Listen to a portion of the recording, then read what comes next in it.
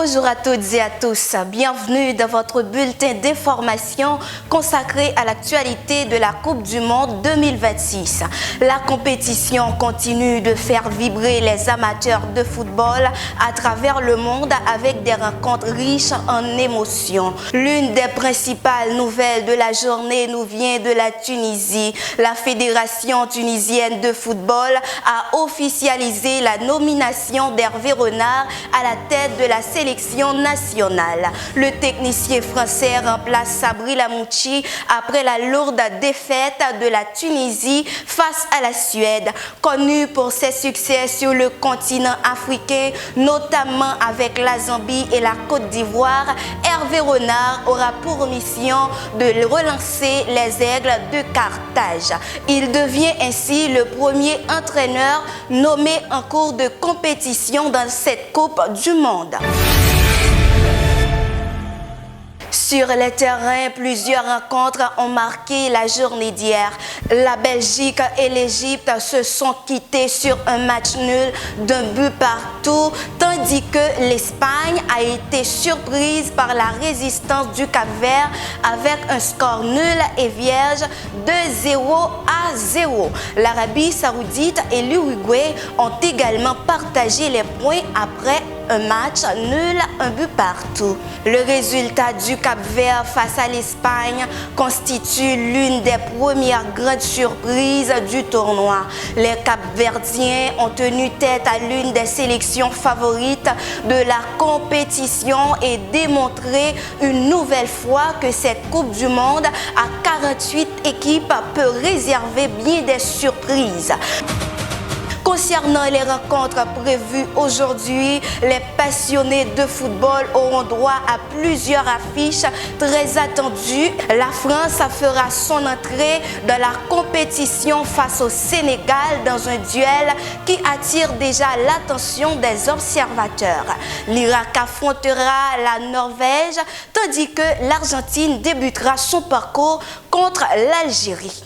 Du côté du Brésil, tous les regards restent tournés vers Neymar. Même si la Seleção compte de nombreuses vedettes, l'ancien capitaine demeure l'une des attractions majeures de cette Coupe du Monde.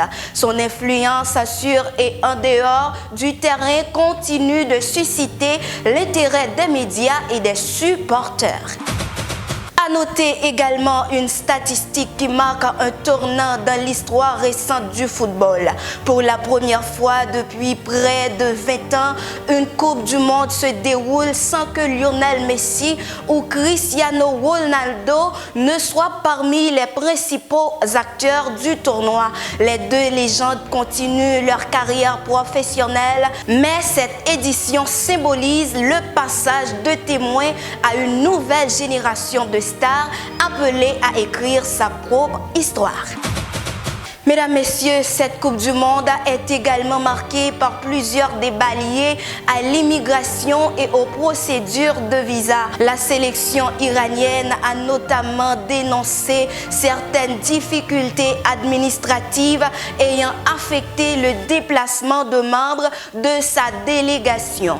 Plusieurs groupes de supporters provenant d'Afrique, d'Asie et des Caraïbes ont également signalé des retards dans leur démarche de voyage, relançant les discussions sur les défis logistiques de mondial organisé dans 3 pays.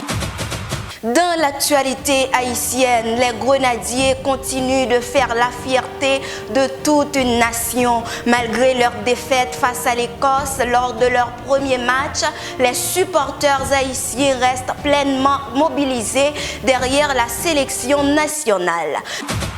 Dans plusieurs villes américaines, des milliers de membres de la diaspora se réunissent pour encourager les Grenadiers et célébrer le retour historique d'Haïti sur la scène mondiale après plusieurs décennies d'absence. Les regards sont désormais tournés vers le prochain défi des Grenadiers face au Brésil. Une rencontre qui s'annonce difficile mais qui représente également une occasion exceptionnelle pour les joueurs haïtiens de se mesurer à l'une des plus grandes nations du football mondial. Enfin, mesdames et messieurs, les organisateurs se félicitent déjà du succès populaire de cette Coupe du Monde.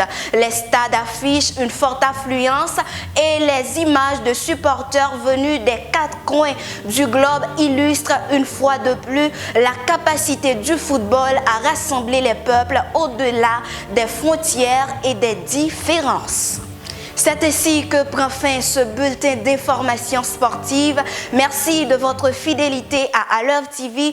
Excellente journée à toutes et à tous.